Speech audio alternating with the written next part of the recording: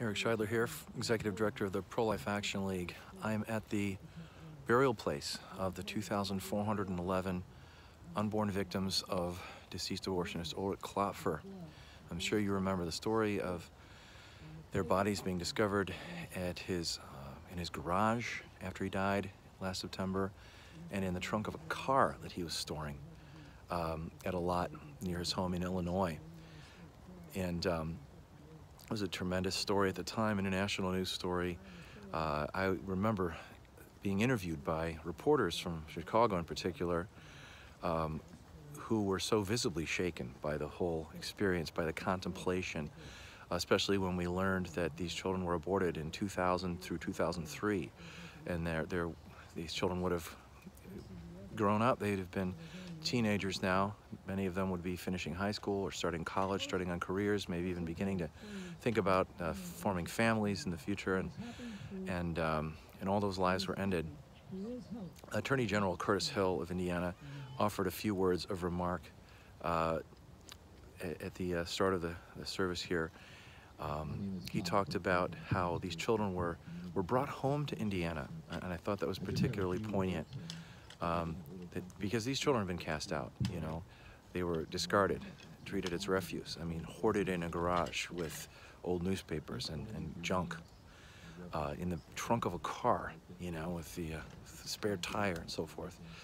But he talked about bringing them home to Indiana, and you know, how many of the victims' mothers were wondering, you know, what happened to them, what their fate was, and how it, you know, was just impossible to return them all to the homes, the towns that they had, you know, that their parents had come from, but that they were buried together, and that was fitting because they shared a common fate of being first cast out and then being hoarded in those locations for so long, and then finally buried together.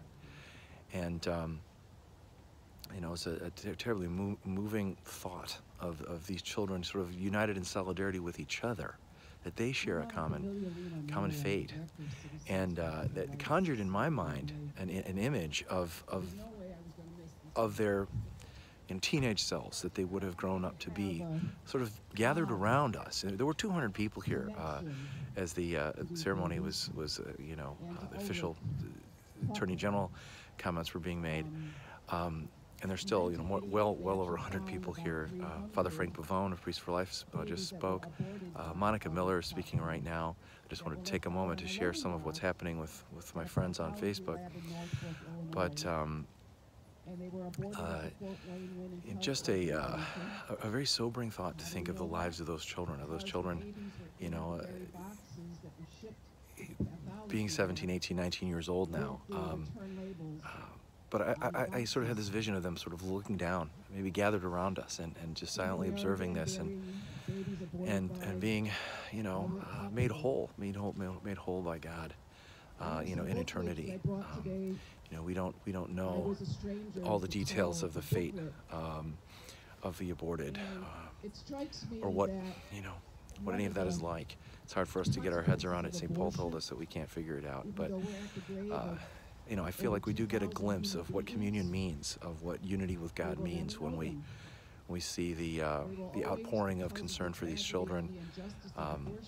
Not just the folks that are here today in South Bend, but those who are watching online, those who are praying today. So many people have pledged their prayers for this event all around the country, and you know, it is truly an honor to be here at this time, at this burial place, and you know, I intend to return, as we do every year at the National Day of Remembrance for Aborted Children every September. You know, if you're moved by this, the National Day of Remembrance is coming in 7 months to the day, actually.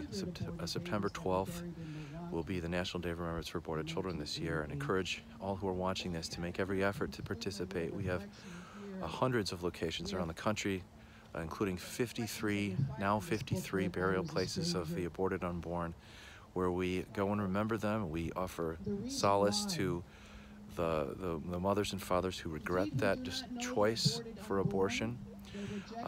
And it's become a very powerful annual event where we acknowledge the humanity of these children and ask for God's healing and forgiveness for our entire society and for all those involved with abortion, and His strength as we carry on the fight. I'm going to get back now to the comments. My friend Monica Miller is speaking right now. But thank you for watching. God bless you for your concern about this story and for all that you do. And I'll be talking to you again soon. ProLifeAction.org, @ProLifeAction. Eric Scheidler saying God bless you.